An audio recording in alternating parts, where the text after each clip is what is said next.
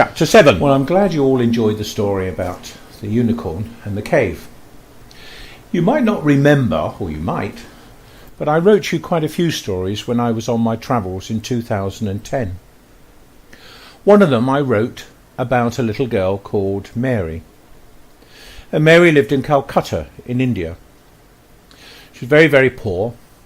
And like an awful lot of towns and cities, people used to live underneath the archways of roads, flyovers, and live in cardboard boxes, collecting rubbish from the streets to try and sell to make enough money to live on. I can see it in my mind's eye, the people that I used to sit with and talk to in Calcutta and Bombay, Delhi, and other places as well. So I thought it'd be a good idea, because this story is all set around, or to start with, Christmas Day, you might like to hear it again. So here it is. Oh, and Bo, yes, I will cry from time to time. I've even just read the introduction and I started to cry. So forgive me, all of you that might listen to it, as I'm a bit of an emotional guy. But this is the story that was written way back in 2010 about a little girl on Christmas in Mumbai. Calcutta, should I say. Here we go. It was about late October that Mary's mother started to feel unwell. She would spend most of the day just sitting in her makeshift home of cardboard boxes, and at night she would cough and sometimes be sick. There was no way they could afford to see a doctor, and even if they could, they had no money to buy the medicine. Over the weeks her mother got worse, and although Mary worked twice as hard to earn some money by selling plastic bottles and other rubbish that she collected, it was never enough to buy her mother the food that she should eat. She got worse and had very little strength. Not even enough to tell Mary any stories. So Mary would tell her about the adventures that Susan got up to, and this would make her mother smile. Mary had only ever seen a doll once in a shop window, and she dreamed that one day she might have a doll of her own, which she would call Susan, but knew in her heart that this would never be. It was 3 days before Christmas. Not that Christmas was a special day for Mary. She still had to collect the rubbish and plastic bottles, and was going to be just like any other day. All over Calcutta, people were buying Christmas decorations to put up in their houses. The road seemed to be very busy as people drove to this shop and to that shop to buy each other Christmas presents. Mary had found some coloured plastic bags, red, green and blue, and had cut them up to make some pretty bows and other decorations, and had tied them up in their home underneath the roadway for when her mother was asleep. When she woke up, Mary was so much enjoyed to see the look of surprise on her mother's face as she looked at the decorations. Her mother smiled and then started to cough so badly that she lay back on the bed to rest. Mary knew that her mother was dying and did not have long to live. She brushed aside the thought of living here on her own. There would be time enough in the future to worry about that. What she wanted to know now was to spend every minute with her mother and nurse her the best way she could. 3 days to go before Christmas, and Mary's mother was going to die. She felt in her heart before Christmas Day. Mary had put to one side a few rupees, Indian money, to buy her mother a special Christmas present. She had managed to save just enough to buy her a bar of chocolate, the one that Mother said she always liked. Mary had never seen her mother eat chocolate in her life, but she was sure she would love, just maybe once, to eat a whole bar. She had wrapped it up in some paper, and when her mother opened her eyes again, she bent down and, kissing her on the cheek, said to her, "Happy Christmas, Mummy." Now Mary's mother had no idea what day it was, so this little white lie was all right, and she smiled at her daughter. Mary placed into her hand the little wrapped bar of chocolate.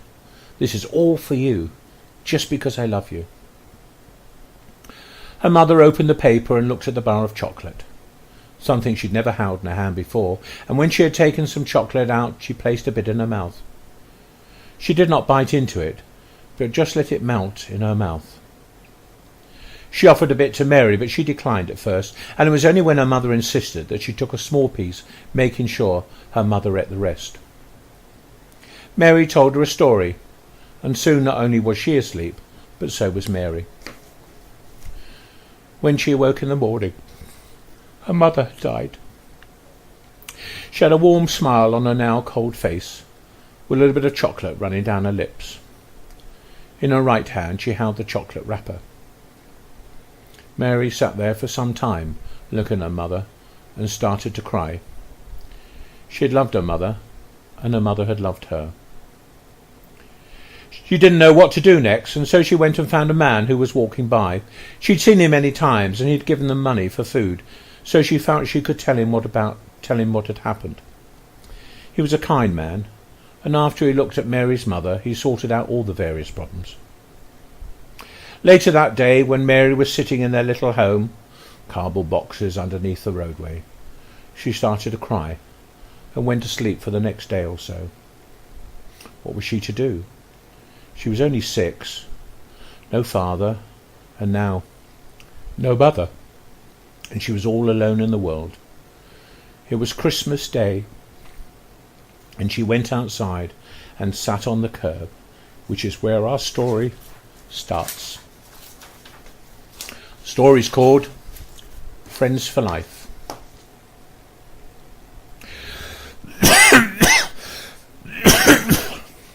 Excuse me. The story started some 20 years ago. Chapter 1. Mary and the bar of chocolate.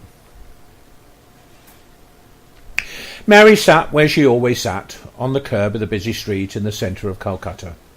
She was aged 6, and could only ever remember sitting here day after day to day. She sat on a piece of old plastic bag. This helped keep the damp from the tarmac pavement from getting her bottom so cold.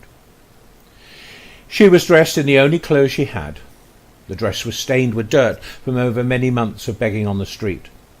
Her hair was dirty as well, and was very smelly, as she had not washed for many weeks. Her fingernails were dirty and broken, and her hands were caked with dirt after picking up food from the roadside. She was no different from thousands of other boys and girls who lived in the streets of India. She could not remember her father. He had been killed in a traffic accident when she was only 2. He had had a job then, but when he was killed, the landlord threw her and her mother out of the house as they could not pay the rent. They had nowhere to go, neither friends or family, and so like many other poor people, started to beg for food and money on the streets and railway stations. There were many days when they would both go without anything to eat or drink, and end up going to sleep under some archway with very hungry tummies. Her mother was always very kind to her. She always had been. And when food was given to them, she would always make sure that her daughter would eat, and then she would eat what was left. Mary, no matter how hungry was, always made sure she always left enough for her mother. Mary did have a little baby brother once, but he was killed on one of the railway tracks when he slipped and the train ran over him. Nothing new in that, as a lot of railway children died like that. You would see some children with only one leg or an arm. The other had been crushed under the wheels of the train. They were the so-called lucky ones. They were still alive. It was last Christmas time that things got even worse for Mary. Her mother and she had found a place under one of the roadways that they called their home. It was just a bit of dirty land, but to them it was home. They had managed to get some plastic sheeting and built a little home for themselves that looked like a tent.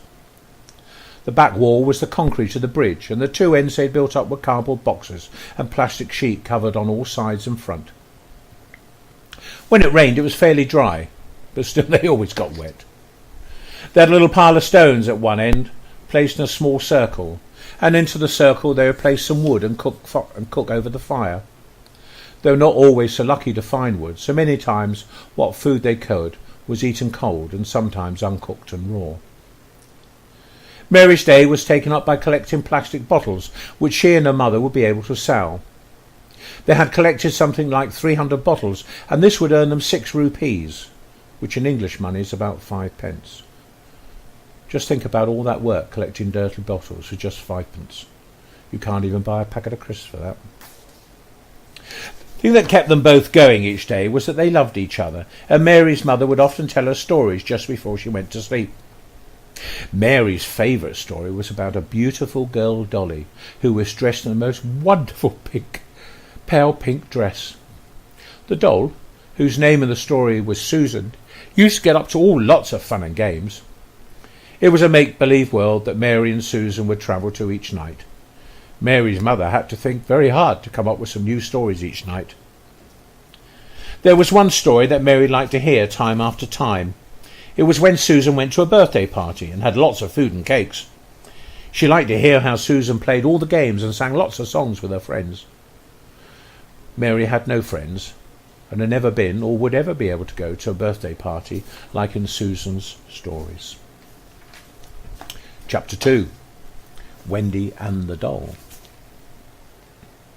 Over on the other side of town, known as the posh side, lived a well-to-do and rich family.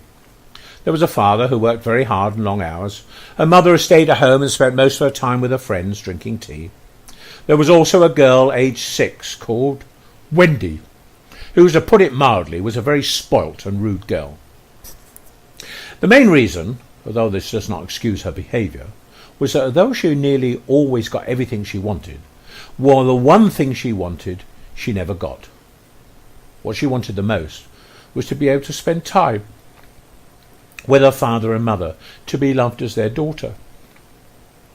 Her father, as I mentioned, was always too busy to even sit and talk to her. Her mother would always say they could not stop, and she was late going to some party or something. So Wendy would sit at home and be very lonely. She had so many toys and dolls to play with, but even all of those, she still wanted somebody to love her. She had no friends, because nobody liked her, because she was so rude and nasty. It was Christmas morning, and Father was not working that day, and even Mother was at home, and Wendy thought it would be nice to all together and share a whole day being a happy family. How wrong can you be? Just after breakfast, her father had given her a Christmas present. It was a beautiful girl, dressed in the most wonderful pale pink dress. She had so many dolls, she didn't want another one, and told her father to take it back to the shop and change it. Her mother started to shout at her father and called him silly, and that as the shop was going to be open for a few hours a day, even though it was Christmas Day, they should go and change it right now. Mother remarked that we should go round to see her friends while they went to the shop. So much for all being together, thought Wendy. Father stormed off and told Wendy to get dressed in her coat and meet him down to the car in 5 minutes. Wendy got into the car and they started to drive to the shop. Sitting on her lap was the new doll, which she was going to change for something more exciting. Her father started to tell her she was a spoilt child and did not deserve a beautiful doll like the one he had bought her. He opened the window and, snatching the doll off of Wendy's lap, threw it out into the road. He threw it so hard it flew over the car next to him and landed somewhere over underneath the ramp on the roadway. Wendy screamed at him, and as the car slowed down because of the traffic, opened the door and jumped outside. Her father at first did not notice that she had gone, as he was looking out of the side window, and as the traffic started to clear, he drove on. He must have travelled some 2,000 yards when he looked to see why Wendy was so quiet, and noticed she was gone. He could not stop right away, but had to drive on a bit further before pulling into the side of the lay-by. Jumping out of the car, he called her name, but no answer. He walked back a little way, as he was unsure when she had got out of the car, but could not find her. Oh, he thought to himself, what a silly daughter he's got, and maybe she would make her way home, either to the shop or go home. As the shop was close by, he went there first. Even had her name called over the shop's loudspeakers, but no Wendy. He got into his car and drove back to their house. His wife was not there, off to some party, no doubt, and there was also no Wendy. Maybe he thought that he had got back before her, and so he got his newspaper from yesterday, sat down to read it and pass some time away as he waited for Wendy to come home. Reading always made him fall asleep, and it was not long before he was snoring and sound asleep, not even thinking about his daughter Wendy. It was about 8:30 in the evening when he was awoken by his wife coming back. She had been drinking at a party and was singing to herself. When she came into the room, she asked where Wendy was, and when she found out what had happened, she started to shout at her husband. It was now some 10 hours since Wendy had jumped out of the car. The shop was now closed, so she was not there. She had not come home, so what were they to do? It was no good phoning any of Wendy's friends, as we've said, she didn't have any. They phoned the police, who arrived at their home within the next hour. Wendy's father explained what had happened, and the policeman could not believe his ears. How stupid could a mother and father be? He radioed back to police headquarters and got a message which was passed to police all over Calcutta to look out for the girl. The rest of the evening and next day went by and there was no sighting of Wendy. In fact, Wendy was not seen again for many a week. 6 months, in fact. Where she had been and what happened to her, I will tell you. Just to let you know that even over all those weeks, she was still missing both her mother and father, and they didn't really care much about her to start with. One evening mail, her father said to his wife, "How nice and peaceful it is without Wendy being around and shouting." Her mother agreed, and said it now allowed her to go to more parties. Chapter 3. Mary and the Doll. Now we left Mary sitting on the side of the curb this busy Christmas day. Her face was caked with dirt. However, there were a few clean streaks down her face where her tears had washed her clean. She had cried not only for herself but also her mother. Sometimes she would just smile, just a little, as she remembered the happy times that they had spent together. She remembered the wonderful stories her mother would tell her, and the one she liked best about Susan and the party. The cars were rushing by, but nobody even noticing her as she sat there. After a while she heard somebody shouting, and this large black car was on the other side of the road, and this is where all the shouting was coming from. The traffic was moving slowly as it passed her, and she lost sight of this car as it passed along the other cars. Her mind went back to her mother's stories and Susan, when, as if out of nowhere, she found falling into her lap Susan! No, not the Susan in her mind, but a real Susan, dressed in the most wonderful pale pink dress. It was the most wonderful, beautiful, fantastic doll she'd ever seen. It was exactly like Susan in her mother's stories.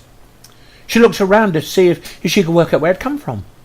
The traffic still passed her by, the shouting man had gone quiet, and she was still sitting on this dirty, cold, damp roadside curb. But, and it is a big but, she was holding Susan in her arms.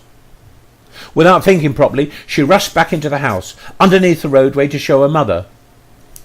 But of course she was not there. She held on to the doll and sat on her mother's bed and just cried. How long she sat there she cannot remember. But what she can remember was that she heard a strange noise coming from outside her tented home, and went outside to see what it was. When she'd gone outside, everything seemed to be the same until she noticed a girl about her age sitting with her back on the roadway wall. She was all dirty, but her coat and dress was expensive. Mary thought that maybe the girl had stolen the clothes and was being chased by the police for robbery. Chapter 4. The two girls meet. Mary went up to this girl and asked her if she was all right. This strange girl looked up and said nothing. Mary held out her hand and offered to help her up, but the girl pushed her hand away and staggered to her feet, only to fall back on the ground.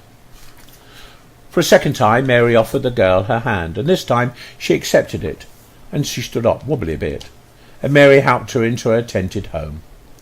No sooner was this girl in when she sat on the bed and fell asleep. She in fact slept all night and well into the late afternoon of the next day. When she did wake up at last, Mary asked her name, but there was no reply. She offered her something to drink, a little bit of bread to eat, but the girl declined and just lay back down and slept until it was late the following day. Over the next few days and nights, Mary looked after this strange, non-talking girl. She still had to go out collecting plastic bottles, as this was the only way she could get money to buy food for herself and the girl. Once when the girl was sound asleep, she had a look inside her pockets. There were no details as to who she was, and even if there were, Mary could not read very well. What she did find was some money. Not much, but allowed her to buy some milk and some fruit for the girl, as well as some wood for the fire to help keep her warm at night. Although she knew that taking the money was wrong, sort of stealing it, she hoped the girl would understand that she spent most of the money on her, and when the money she earned kept her fed and warm. Unknown to Mary was the fact that when Wendy had jumped out of her father's car, she had knocked her head on the stone pavement, and this had made her lose her memory.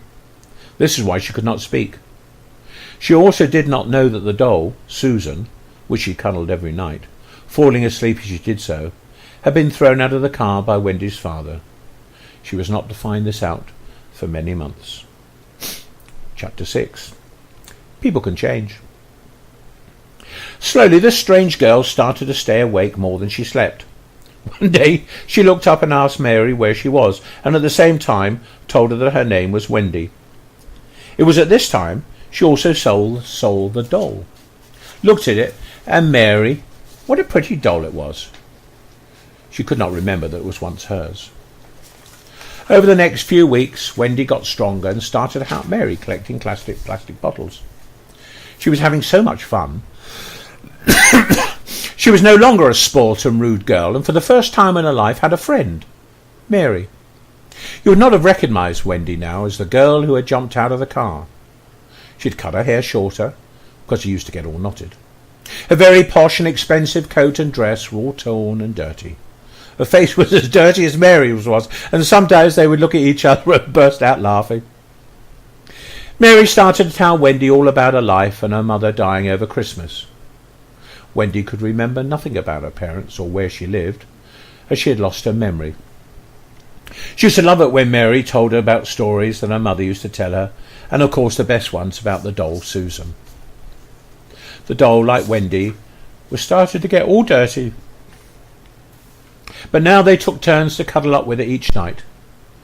Both girls loved the doll, and both girls loved each other. They were all friends.